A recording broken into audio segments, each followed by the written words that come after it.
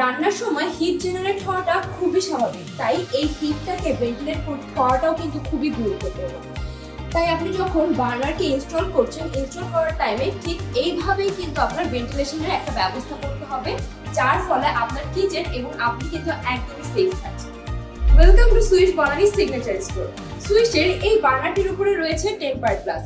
রান্নার পর যে কোনো টেম্পারড গ্লাস বা গ্লাস কিন্তু গরম হওয়াটা খুবই স্বাভাবিক, কিন্তু এই গরম অবস্থায় যদি আমরা এটিকে ভেজা টাওয়াল অথবা টিস্যুর মাধ্যমে ক্লিন করতে যাই, তখন কিন্তু ক্র্যাক হওয়ার একটি সম্ভাবনা থাকে।